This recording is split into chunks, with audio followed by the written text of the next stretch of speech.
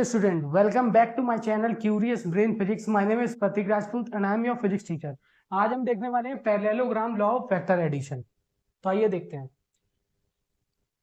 मैंने आपको कल बताया था कि टेल टू टेल या हेड टू हेड, जब दो वेक्टर टेल टू टेल या हेड टू हेड मीट करते हैं तो इस तरह के एडिशन या सब्ट्रैक्शन को बोला जाता है parallelogram law of vector addition. चलिए आइए देखते हैं ये कैसे होता है। सबसे पहले एक वेक्टर ये है आपके पास, दूसरा वेक्टर ये आपके पास गिवन है। नेमिंग कर देते हैं, ये वेक्टर है ए, ये वेक्टर है बी। अब मैंने आपसे बोला अगर दो वेक्टर टेल टू टेल, इसका भी टेल और इसका भी tail, tail to tail meet होते हैं तो उसको बोला जाएगा parallelogram. Head to head vector b ये रहा और वेक्टर ए ये आपके पास आ गया। मैंने आपको कल बताया था कि अगर वेक्टर की डायरेक्शन को आप चेंज नहीं करते हो और उसके मैग्नीट्यूड को चेंज नहीं करते हो तो वो वेक्टर में कोई चेंजमेंट नहीं आएगा, क्योंकि वेक्टर आपको पता है magnitude as well as direction दो ही चीजों से बना है। अगर आप उसके मैग्नीट्यूड को नहीं बदलोगे, उसकी डायरेक्शन को नहीं बदलोगे तो वो वेक्टर नहीं बदलेगा। तो जैसा हम यहाँ देख पा रहे हैं, इस वेक्टर की जो डायरेक्शन है वो इस तरह से है और इसका ये मैग्नीट्यूड है। हम मान लेते हैं ये वो वेक्टर है जिसकी डायरेक्शन इधर है और ये मैग्नीट्यूड है इसका। अगर मैं इसको उठाकर यहाँ रख देता हूं तो ये वेक्टर का ना तो मैग्नीट्यूड चेंज हुआ ना ही डायरेक्शन। तो वेक्टर को मैंने आपको कल भी बताया था कि वेक्टर को आप स्पेस में कहीं भी ले जा सकते हो। उस वेक्टर का अगर आप डायरेक्शन चेंज ना करो, मैग्नीट्यूड चेंज ना करो तो वेक्टर चेंज नहीं होगा। तो हम इसको एक्सटेंड कर देते हैं। मैंने इस वेक्टर को एक्सटेंड किया और इस वेक्टर को भी एक्सटेंड करते हुए मैं यहां ले आया हूं। तो आप देख सकते हो कि अगर वेक्टर को आप हेड टू हेड भी मीट करते हो तो वो एक्सटेंड होके यही वाली फॉर्म में आ जाएगा, vector b vector b vector a vector a. तो आप या तो बोलो टेल टू टेल मीट या हेड टू हेड मीट, बात एक ही है, अलग नहीं है, दोनों एक ही बात है। हेड टू हेड मीट करने पर जब आप उन वेक्टर को एक्सटेंड करोगे तो यही आ जाएगा। और ये अपने लिए कैलकुलेशन के लिए, ज्योमेट्रिकली समझने के लिए ये ज्यादा इंपॉर्टेंट है। आप इसको बस याद रखिए कि अगर आपको हेड टू हेड दे रखा हो तो आपको एक्सटेंड करके इस वाले में कन्वर्ट कर लेना है। ये ज्यादा अपने लिए समझना इजी है। चलिए आइए देखते हैं। अगर मैंने आपसे पूछा कि आपको बताना है vector a plus vector b, vector a plus vector b, अगर ये स्केलर क्वांटिटी होते ए प्लस बी तो डायरेक्ट आप इसको ऐड कर सकते थे, पर ये वेक्टर क्वांटिटी है तो इसको डायरेक्ट आप ऐड नहीं कर सकते। इसको ऐड करने के लिए वेक्टर अलजेब्रा आना चाहिए। तो आज हम देखने वाले हैं कि वेक्टर का एडिशन कैसे होता है।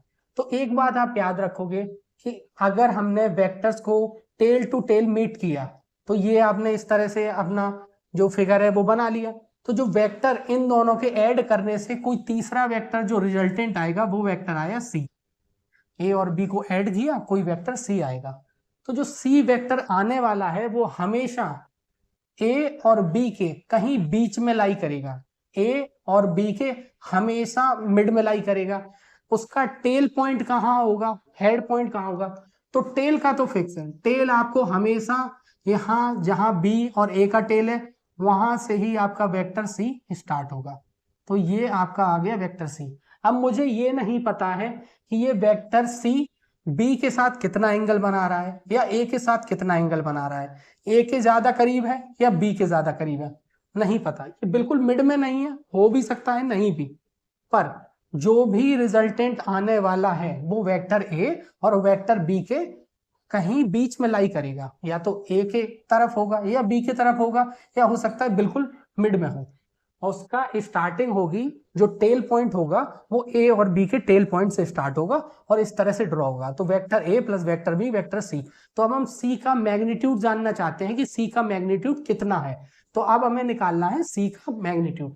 अब ये फॉर्मूला आपको याद होगा, पर मैं आपको इसका डेरिवेशन बताना चाहता हूं क्योंकि वो इंपॉर्टेंट है आपके समझने के लिए। चलिए आइए देखते हैं इसका डेरिवेशन कि आखिर ये सी का मैग्नीट्यूड कैसे निकलता है।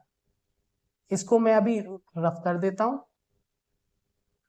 चलिए अब इसको फिगर को थोड़ा और अच्छे से बना लेते हैं ताकि मैं अच्छे से आपको एक्सप्लेन कर सकूं। तो ये आपका वेक्टर ए था, ये आपका वेक्टर बी था, और जो सी है वो मैंने बोला कि इसके मिड में कहीं लाई करेगा, वेक्टर सी। चलिए अब इसको क्यों बोला जाता है parallelogram law of vector addition, वो देखते हैं। मैं मान लेता हूं अगर ये वेक्टर ए है, तो अगर मैं यहां पर एक वेक्टर बनाऊं तो वो भी ए होना चाहिए। अगर ये ए है तो ये भी ए ही होना चाहिए, इसका भी मैग्नीट्यूड ए होगा। अगर बी ये है तो ये भी बी होना चाहिए। तो यहां पर मैंने बना दिया बी वेक्टर, नो प्रॉब्लम। चलिए देखते हैं। अब अगर ए और बी के बीच में एंगल थीटा आपको गिवन है, वेक्टर ए, ये जो थीटा एंगल है वो एंगल है ए और बी के बीच में जो एंगल है, वेक्टर ए और वेक्टर बी के बीच में जो एंगल है वो है थीटा। चलिए तो मैं यहां पर एक परपेंडिकुलर लाइन ड्रॉ कर देता हूं। ये परपेंडिकुलर है, यानी यहां पर ये 90 डिग्री एंगल बनाएगा, और मैंने इसको एक्सटेंड कर दिया, थोड़ा सा मैंने इसको एक्सटेंड किया और ये यहां से परपेंडिकुलर लाइन डाली तो ये 90 डिग्री एंगल फॉर्म हो गया। अब आपने पाइथागोरस थ्योरम पढ़ा होगा कि अगर कोई ट्राइंगल है अपने पास जिसमें ये वाला जो एंगल है, कोई भी ट्राइंगल में 3 एंगल होते हैं, 1 2 और 3 एंगल होते हैं। 3 एंगल में से अगर कोई भी एक एंगल 90 डिग्री है, कितना है 90 डिग्री है, अगर ये एंगल 90 डिग्री है तो इसको बोला जाता है परपेंडिकुलर, इसको बोला जाता है बेस, और इसको बोला जाता है हाइपोटेनियस। ये परपेंडिकुलर, ये बेस, ये हाइपोटेनियस। तो पाइथागोरस थ्योरम ये बोलता है कि परपेंडिकुलर का स्क्वायर प्लस बेस का स्क्वायर बराबर होता है हाइपोटेनियस के स्क्वायर के। ये पाइथागोरस थ्योरम है जो आपने क्लास 9th में पढ़ा होगा। परपेंडिकुलर, बेस और हाइपोटेनियस। कब ये थ्योरम कब एप्लीकेबल है, जब 3 एंगल में से कोई एक एंगल 90 डिग्री होगा। चलिए आइए देखते हैं। तो ये थ्योरम ये कहता है कि परपेंडिकुलर का स्क्वायर प्लस बेस का स्क्वायर इक्वल टू होगा हाइपोटेनियस के स्क्वायर के।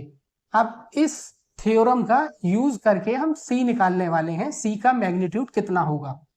तो आप देख रहे हो ये एक ट्राइंगल फॉर्म हो रहा है, ये पूरा एक ट्राइंगल फॉर्म हो रहा है। यहां पर ये वाला जो एंगल है वो 90 डिग्री है, ये बी है, ये यहां से यहां तक बी है। इसको हमने मान लिया, जो थोड़ा सा आगे एक्सटेंड किया, इसको मान लिया एक्स। सपोज ये एक्स है, आप ये जानते हो ये ए है, ये तो मैंने अभी बताया था आपको। अगर ये ए है तो ये भी ए होगा, ये बी है तो ये भी होगा।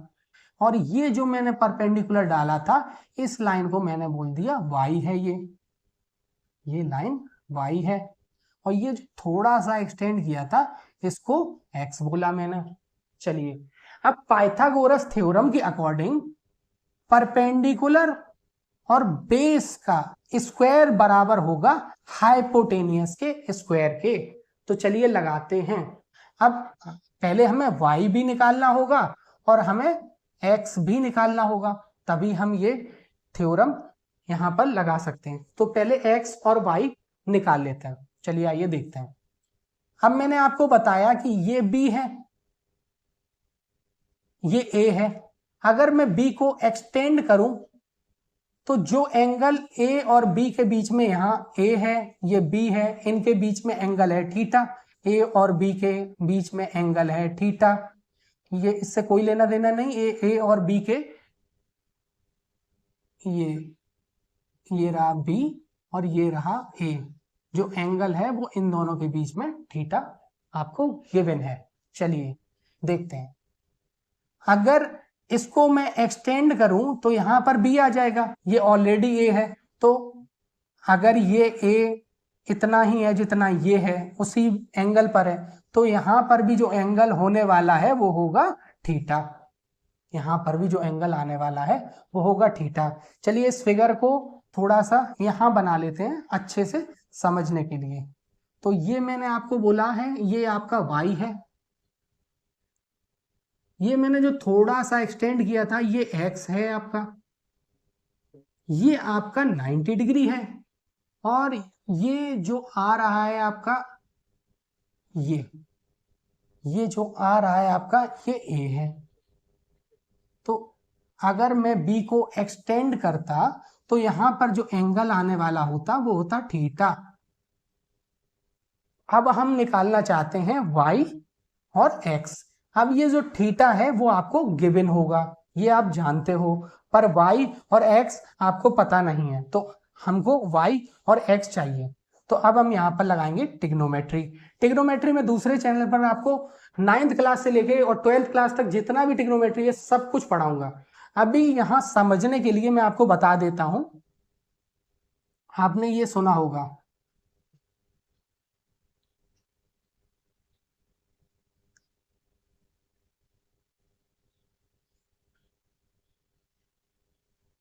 ये याद रखने का तरीका हो गया PBP, पाकिस्तान भूखा प्यासा, हिंदुस्तान हरा भरा, PBP HHB। तो ये इसको बोलते हैं हम साइन, ये होता है कॉस, ये होता है अपने पास टेन, और ये होता है साइन का जस्ट उल्टा कॉसेक होता है, कॉस का जस्ट उल्टा सेक और टेन का जस्ट उल्टा कॉट। तो साइन थीटा होता है परपेंडिकुलर अपॉन हाइपोटेनियस, मैंने यहां बताया इसको परपेंडिकुलर बोलते हैं, इसको बेस बोलते हैं, इसको हाइपोटेनियस बोलते हैं।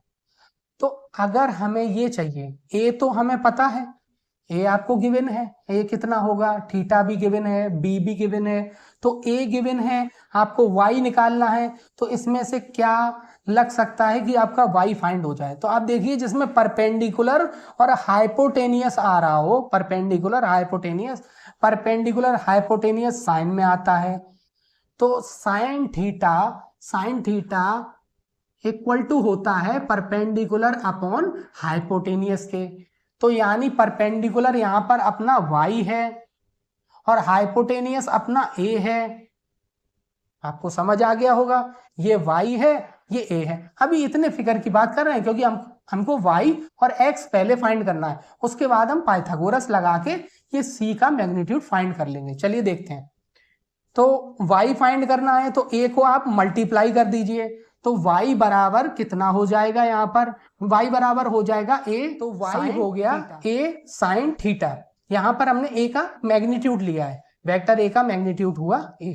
चलिए y तो हमने फाइंड कर लिया, यहाँ पर लिख लेते हैं, तो y जो हमने फाइंड किया है y इज इक्वल टू आ गया a साइन थीटा।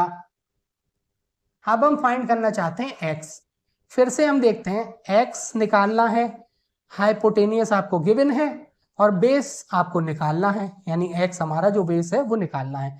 तो देखते हैं किस फॉर्मूले में ये सुटेबल होगा। तो cos थीटा वाले फॉर्मूले में बेस अपॉन हाइपोटेनियस होता है, तो चलिए देखते हैं cos थीटा, इसको मैं रब कर देता हूं, तो cos थीटा बराबर होता है आपका बेस अपॉन हाइपोटेनियस के, बेस आपका x है, हाइपोटेनियस आपका a है, तो आपको x फाइंड करना था, तो x इक्वल टू हो गया a cos थीटा, तो यहां पर x हमने फाइंड कर लिया, x equal to a cos theta, ये आ गया अपने पास x भी आ गया, अपने पास y भी आ गया। चलिए इसको मैं रब कर देता हूं, ये ट्रिग्नोमेट्री में आपको पूरा ब्रीफ में पढ़ाऊंगा दूसरे वाले चैनल पर, जब हम ट्रिग्नोमेट्री वहां पढ़ेंगे।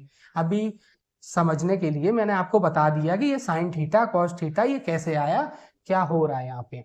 चलिए देखते हैं, तो अब अपने को y पता है, अपने को x पता है, अपने को b पता है, अपने को c निकालना है। तो इसका यूज करते हैं। परपेंडिकुलर का स्क्वायर, परपेंडिकुलर अपना y है और y बराबर है a साइन थीटा। तो पहले लिख लेते हैं परपेंडिकुलर का स्क्वायर यानी y का स्क्वायर प्लस लगाएंगे। फिर आपको बोला है बेस का स्क्वायर, बेस यहाँ पर b प्लस एक्स है, ये पूरा बेस है क्योंकि अपने पास ट्राइंगल जो है वो ये ट्राइंगल लेना है। यहाँ पर एंगल थीटा आपको गिवन है। चलिए इसको थोड़ा फिगर को यहाँ बना लेते हैं। ये हो गया आपका c, जिसमें पाइथागोरस अब हम लगा रहे हैं, हम उसकी बात कर रहे हैं। ये हो गया अपना y और ये हो गया यहां से यहां तक जो है आपका b है और ये इतना x है। इस ट्राइंगल पे हम पाइथागोरस अप्लाई कर रहे क्योंकि यहाँ जो एंगल है वो 90 डिग्री है, अपने को अभी इस एंगल से मतलब है और ये पूरा का पूरा ट्राइंगल ले रहे हैं इसको लगाने के लिए। चलिए तो y का स्क्वायर, बेस के स्क्वायर में b है और x है, तो बेस हो गया b प्लस एक्स का होल स्क्वायर।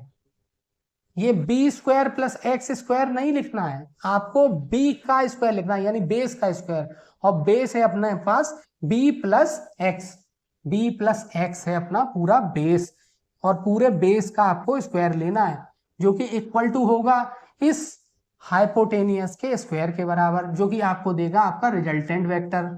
रिजल्टेंट वेक्टर इसको आर मान लेते हैं। रिजल्टेंट वेक्टर आप ज्यादा फेमिलियर हो, आर यूज करते हो तो इसको हमने मान लिया आर।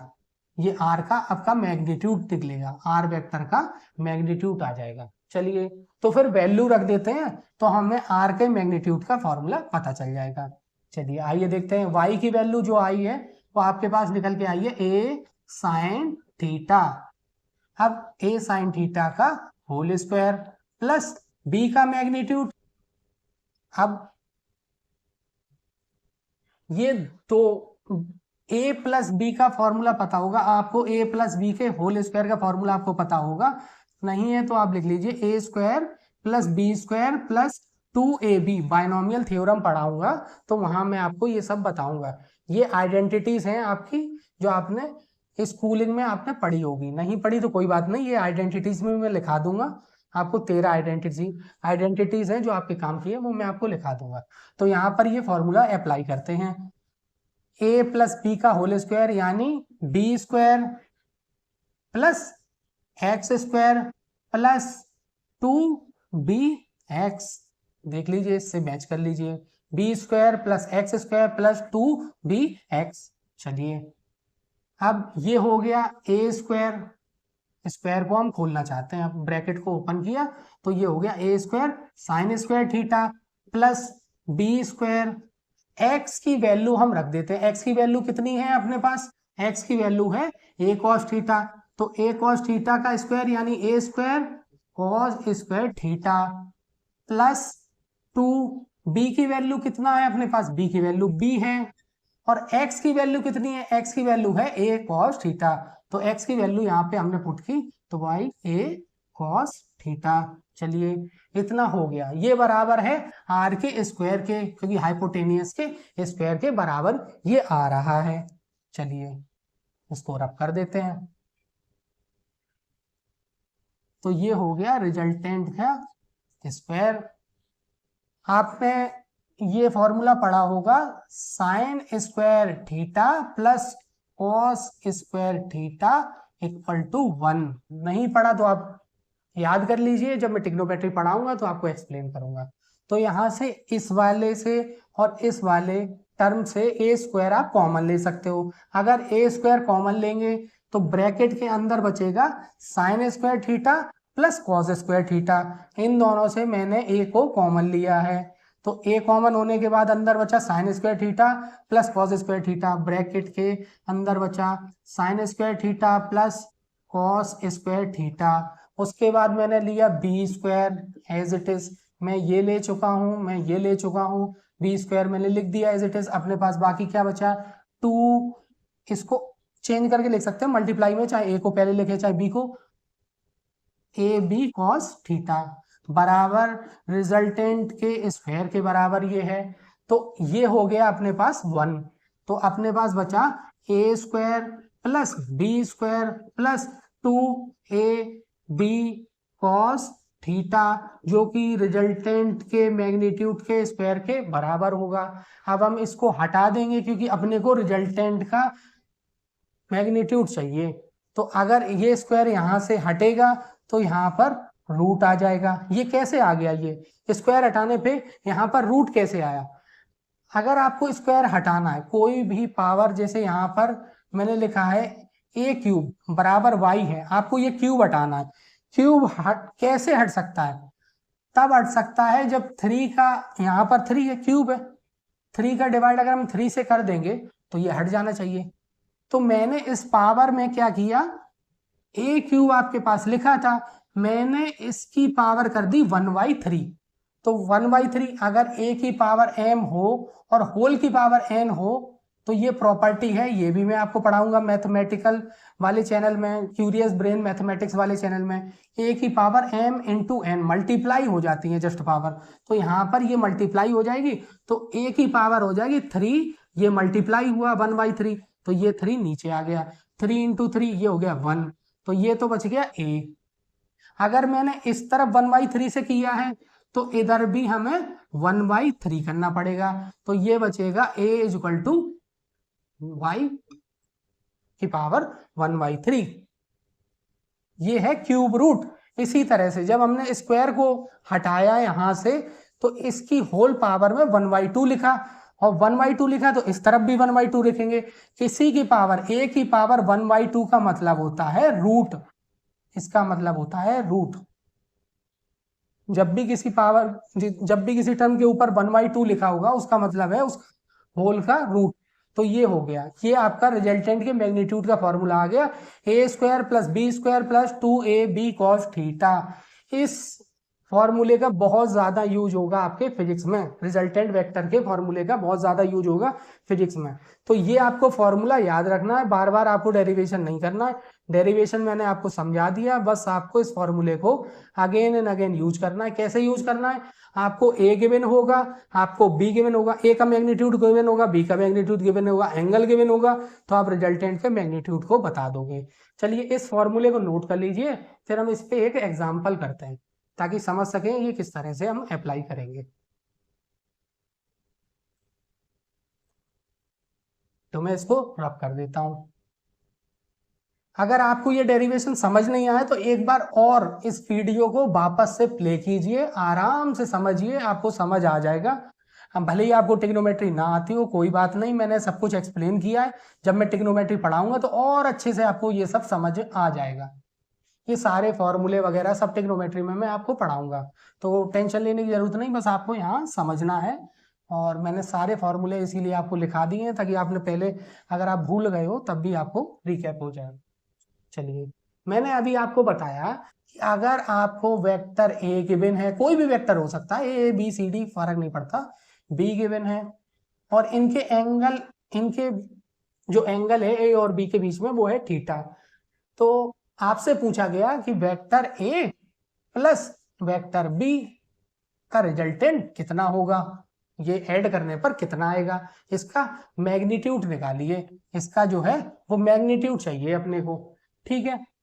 ये मैग्नीट्यूड निकालने के लिए अभी मैंने आपको फॉर्मूला बताया कि रिजल्टेंट के ये जो मैंने लाइन खींचा है, ये जो दो लाइन है ये मैग्नीट्यूड का सिंबल है, ये मैग्नीट्यूड बताता है। मैग्नीट्यूड का मतलब होता है कि ये उसका, जैसे वेक्टर ए है उसकी कोई वैल्यू है तो वो वैल्यू 5, 4, 3 जो भी आ रही हो, आई कैप जे कैप कुछ भी आ रही हो, उसका ये मैग्नीट्यूड बताएगा। अभी मैं एक्सप्लेन करता हूँ, पहले आपको फॉर्मूला लिख देता हूँ। ये फॉर्मूला मैंने बताया अभी आपको, A square plus B square plus 2ab cos theta under root के साथ, ये आपका फॉर्मूला है। अगर आपको ए का मैग्नीट्यूड गिवन है कि ए वेक्टर है आपका 5, ए वेक्टर आपका ए का मैग्नीट्यूड है 5 और बी का भी मैग्नीट्यूड है 5। अब आप बोलोगे सर आपने कल बताया था कि बिना क्वांटिटी कोई यूनिट आपको देनी चाहिए, तो हाँ, यहाँ मीटर होगा, कुछ भी हो सकता है, लेंथ हो सकता है, ये वेक्टर लेंथ का हो सकता है, किसी और चीज का भी वेक्टर हो सकता है। चलिए हम ले लेते हैं, इसके यूनिट के साथ ले लेते हैं। तो ये हो गया 4 मीटर। चलिए ये मैग्नीट्यूड है ए का, ये मैग्नीट्यूड है बी का। तो आपको जस्ट यहाँ पर ए और बी की वैल्यू पुट करनी है। एंगल, एंगल कितना गिवन है आपको? एंगल मान लीजिए गिवन हो गया यहाँ पर 30 डिग्री, 30 डिग्री। चलिए आइए रखते हैं।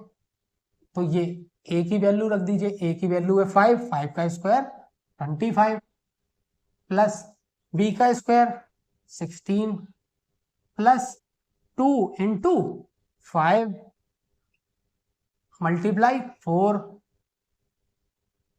Cos 30 degree, cos 30 degree. और ये हो गया पूरा अंडर रूट के साथ।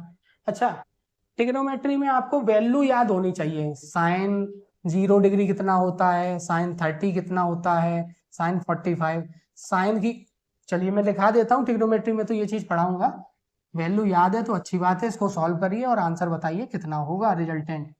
चलिए तो sine 0 degree, 30 degree, 45 degree, 60 degree और 90 degree. Sine 0 0, sine 30 1/2, sine 45 1/√2, sine 60 √3/2 और साइन 90 1 होता है।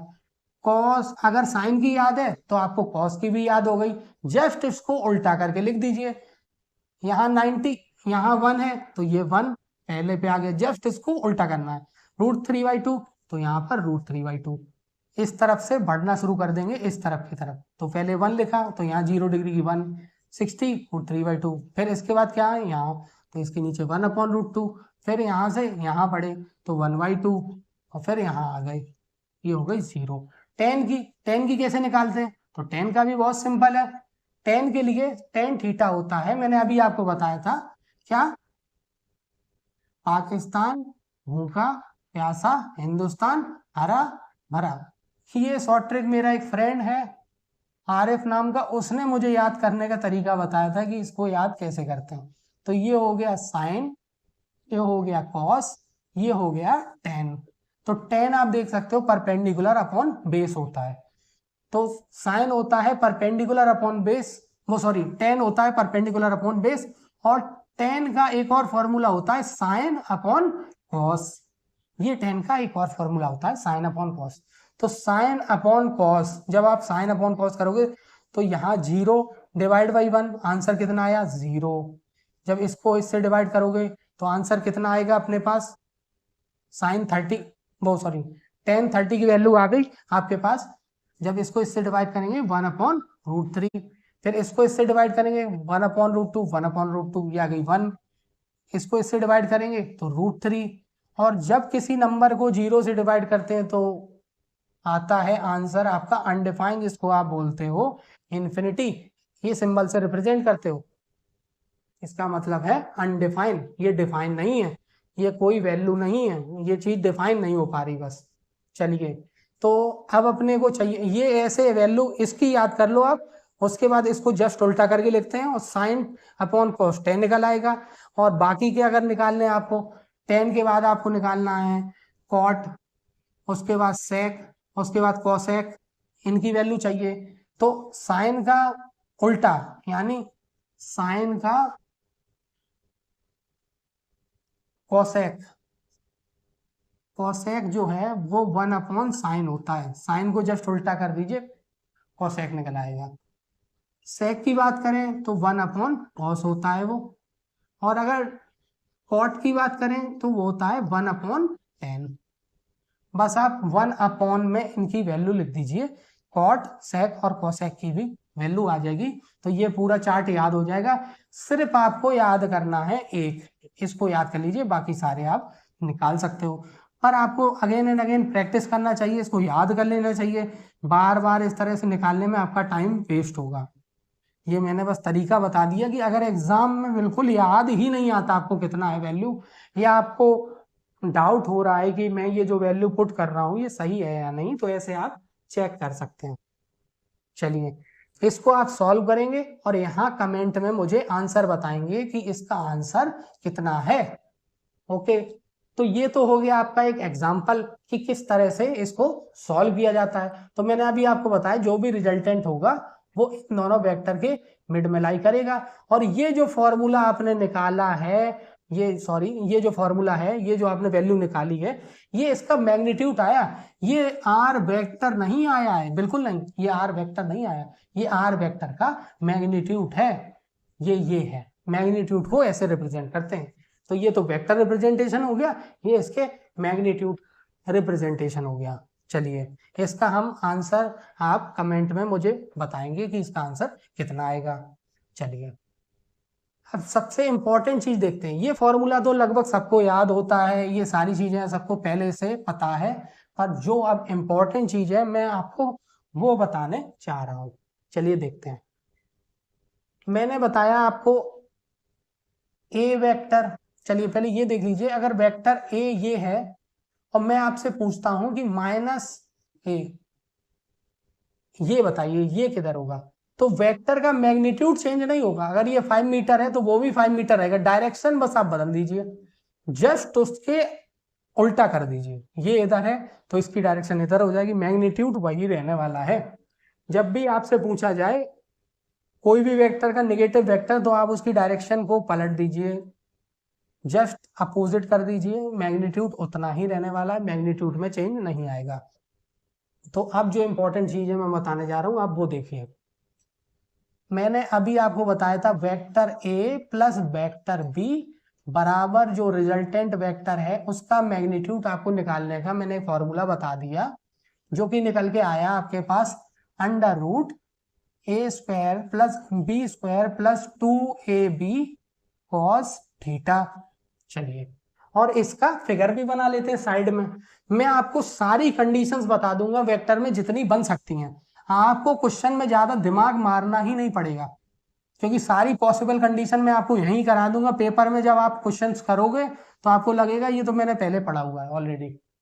तो मैंने बताया था इसका रिजल्टेंट कहीं मिड में लाई करेगा, ठीक है, ये तो आपने समझ लिया, फिगर भी आपने देख लिया, बनाना भी आपने सीख लिया, सब कुछ आ गया इसके बारे में। अब थोड़ा सा मैंने इसमें चेंज कर दिया। क्या चेंज किया? मैंने आपसे बोला इस बार आप बताइए vector a minus vector b. अब आप कहोगे सर आपने तो एडिशन बताया, सब्ट्रैक्शन तो बताया नहीं। जस्ट अभी मैंने आपको बताया कि अगर निगेटिव करते हैं तो जस्ट उसका डायरेक्शन पलट दीजिए, तो ठीक है। अब इसका मैं रिजल्टेंट आपसे पूछ रहा हूं कि उसके फॉर्मूले में क्या चेंज आएगा। तो आप देखिए, अगर मैं पूछूं ए वेक्टर प्लस बी वेक्टर तो फॉर्मूला आपके सामने है, पर अगर मैंने पूछ दिया ए वेक्टर माइनस बी वेक्टर कितना होता है, तो फॉर्मूला स्क्वायर वाला टर्म एज इट इज रहेगा, क्योंकि किसी भी चीज का अगर आप स्क्वायर करोगे तो वैल्यू रहेगी पॉजिटिव। ए की पावर जब तक यहां पर इवन पावर रहने वाली है, ये आंसर हमेशा आएगा पॉजिटिव। किसी भी नंबर की अगर पावर ऑड हो गई, किसी भी नंबर की अगर पावर ऑड हो गई और उसके इस होल की पावर में, यहां पर अगर नेगेटिव साइन है, कोई भी चीज का नेगेटिव साइन है, उसकी होल पावर अगर इवन है तो आंसर हमेशा आएगा पॉजिटिव। पर अगर इसकी होल पावर ऑड है तो आंसर हमेशा आएगा नेगेटिव। यानी एग्जाम्पल के लिए -2 की पावर अगर 2 है, ये नेगेटिव नंबर की इवन पावर है। इवन का मतलब होता है जो नंबर 2 से डिवाइड हो जाए, 2 के टेबल से डिवाइड हो जाए ईच की। तो 2 का ये कितना आएगा? 4 आएगा प्लस का, यहाँ माइनस नहीं आएगा। पर अगर यही मैं बोलूं -2 की पावर 3, अब ये नंबर ऑड है, ये 2 के टेबल से डिविजिबल नहीं है पूरी तरह, तो अगर ये ऑड है तो ऑड जब पावर होगी तो यहाँ नेगेटिव साइन लेके आएगा। तो ये कितना हो जाएगा?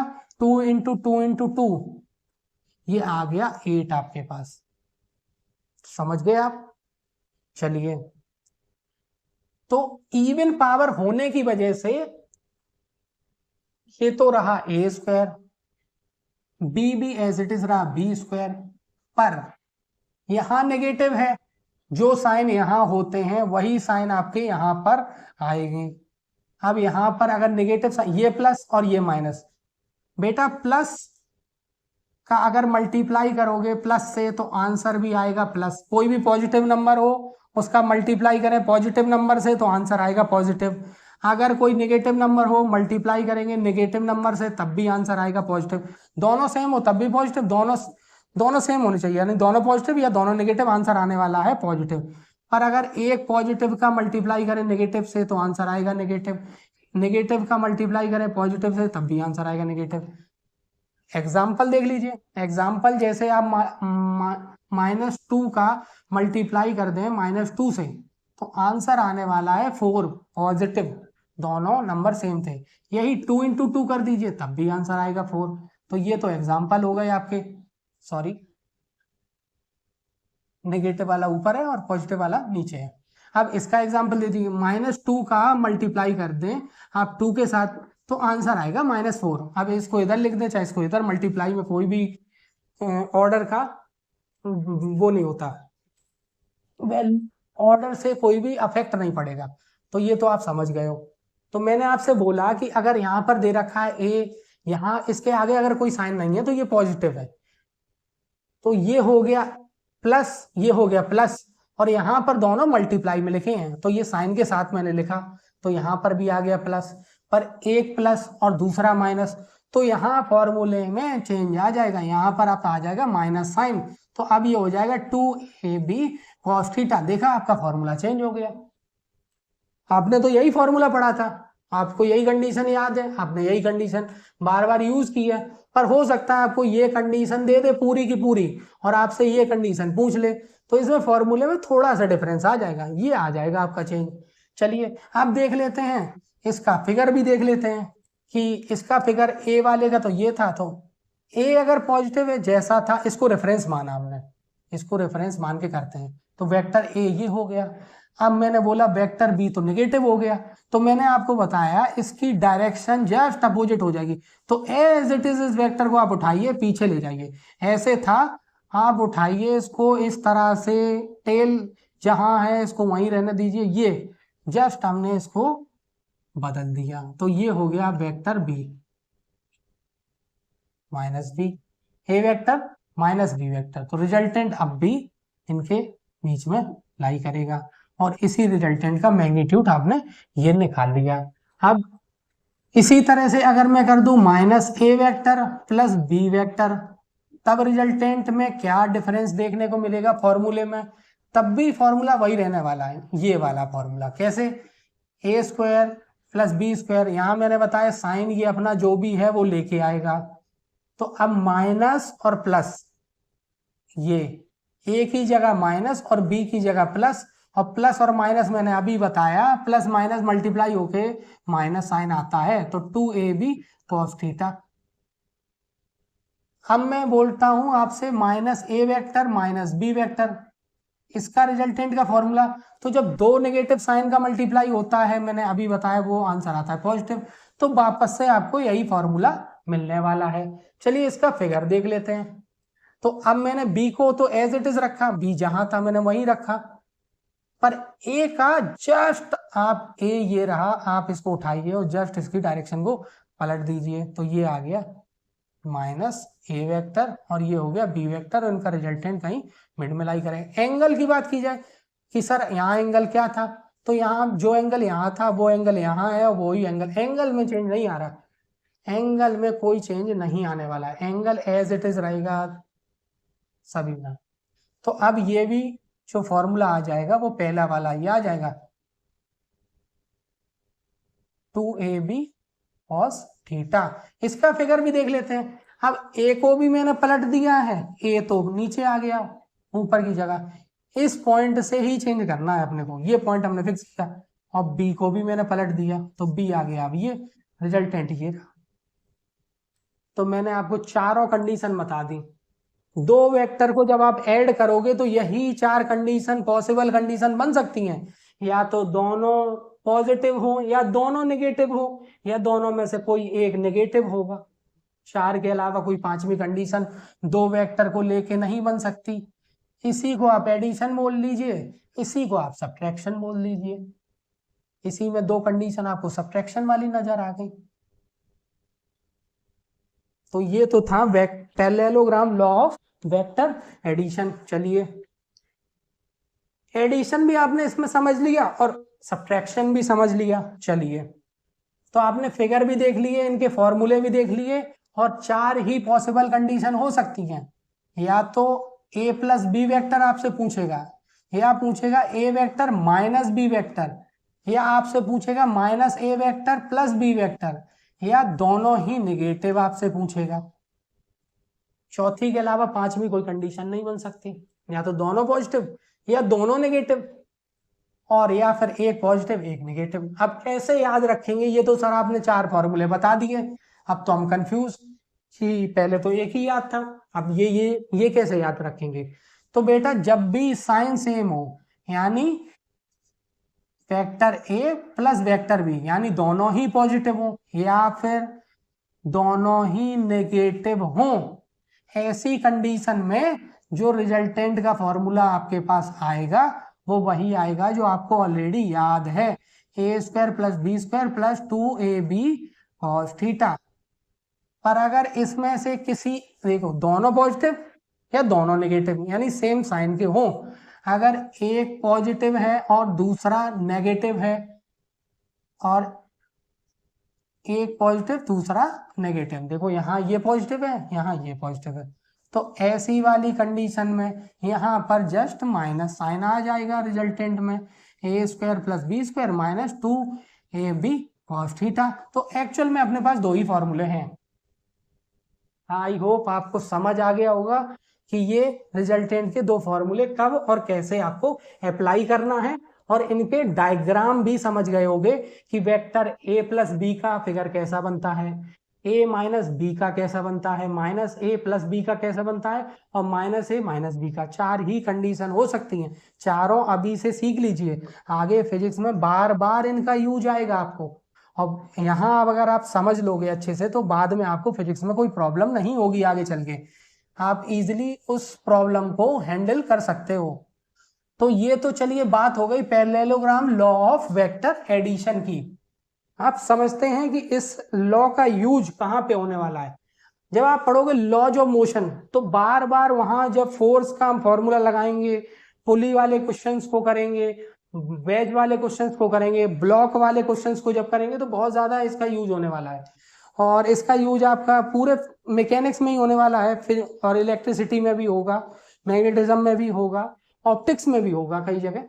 तो ये बहुत इंपॉर्टेंट टॉपिक है, अच्छे से इसको समझ लीजिए। तो इस लेक्चर में हमने सीखा parallelogram law of vector addition. Next lecture में अभी triangle law of vector addition नहीं मैं समझाऊंगा, मैं आपको सिखाऊंगा कि आपने आईआईटी और नीट वो क्वेश्चन नहीं पूछती जो कि आपको कोचिंग इंस्टीट्यूट में अच्छे से पढ़ाया गया है, बुक्स में लिखा हुआ है डायरेक्ट, वो कुछ थोड़ा सा उसको घुमा के कुछ अलग पूछना चाहता है, और क्वेश्चन आप जानते हो बहुत कम ही रिपीट होता है, आईआईटी एडवांस में तो क्वेश्चन रिपीट भी नहीं होता। तो चलिए देखते हैं, vector a plus vector b, इनके बीच में एंगल था थीटा, ये आपको पता था, और रिजल्टेंट कहीं ना कहीं इनके मिड में लाई करता था, ये भी आपने देख लिया। इतना तो आप इस वाले लेक्चर में सीख गए हो, और इसके मैग्नीट्यूड का फॉर्मूला भी आपने सीख लिया। वो पूरा डेरिवेशन क्यों कराया, बोर्ड के स्टूडेंट के लिए काम में आ जाएगा, आपको भी समझ आ गया होगा ये कैसे निकला। अच्छा, मैं आपको अगले लेक्चर में पढ़ाऊंगा ट्राइंगल लॉ वेक्टर एडिशन। समझाने से पहले ये पढ़ाऊंगा कि आपको ये सब ऑलरेडी गिवन है, उसने आर का मैग्नीट्यूड भी आपको दे दिया, उसने बी का मैग्नीट्यूड आपको दे दिया, उसने ए का मैग्नीट्यूड दे दिया, उसने थीटा भी दे दिया, यानी उसने ए का मैग्नीट्यूड आपको दे रखा है, उसने बी का मैग्नीट्यूड आपको दे रखा है, उसने आर का भी मैग्नीट्यूड दे दिया, उसने थीटा भी गिवन दे दिया। अब वो ये जानना चाहता है, ये सब तो पहले से गिवन है, अब आपको आर को निकालने का फॉर्मूला था पर आर उसने बता दिया, पर वो जानना चाहता है आर वेक्टर इस बी के साथ कोई एंगल बनाता है, मान लीजिए अल्फा, वो पूछ रहा है आपसे ये अल्फा कितना होगा। रिजल्टेंट का किसी भी एक वेक्टर के साथ एंगल हो सकता है, वो यहां से बी के साथ ना ए के साथ एंगल पूछ रहा हो बीटा, कि भैया बीटा बताइए कितना होगा। तो नेक्स्ट लेक्चर में हम देखेंगे कि ये जो रिजल्टेंट वेक्टर है ये इन दो वेक्टर के साथ कितना एंगल बनाता है, इसका क्या फॉर्मूला होता है, कैसे इसको निकालते हैं, इसका डेरिवेशन भी कराएंगे और इसका आपको फॉर्मूला भी बताएंगे। तो आई होप आपको ये समझ आ गया होगा कि वेक्टर का एडिशन कैसे होता है। Parallelogram law of vector addition आपने सीख लिया है। इसका बहुत ज्यादा अच्छा खासा एप्लीकेशन पार्ट है। Triangle law of vector addition भी पढ़ लेंगे, उसके बाद हम सीखेंगे वेक्टर का मल्टीप्लिकेशन। मल्टीप्लिकेशन सीखने से पहले कुछ इक्विलिब्रियम कंडीशंस क्या होती हैं, रिजोल्यूशन ऑफ वेक्टर क्या होता है, 3D में वेक्टर को कैसे रिप्रेजेंट किया जाता है, लिखा कैसे जाता है, 2D में उसको कैसे रिप्रेजेंट करते हैं, एक मैक्सिमम रिजल्टेंट कितना आता है, ये सब कुछ टॉपिक्स हैं बार बार जो मैकेनिक्स में आपको यूज होंगे, आपसे पूछे जाएंगे, मैं वेक्टर में ही उनको कंप्लीट कर दूंगा। तो जो आपका मल्टीप्लिकेशन पार्ट है, वेक्टर का मल्टीप्लिकेशन, डॉट प्रोडक्ट और क्रॉस प्रोडक्ट स्टार्ट करने से पहले ये सारे टॉपिक मैं आपको करा दूंगा। तो स्टूडेंट बने रहिए मेरे साथ और मिलते हैं फिर नेक्स्ट लेक्चर में, और देखेंगे हम कि ये अल्फा और बीटा कैसे फाइंड करते हैं कि रिजल्टेंट का इन वेक्टर के साथ एंगल क्या होता है। Thank you very much for the listening. मिलते हैं नेक्स्ट लेक्चर में।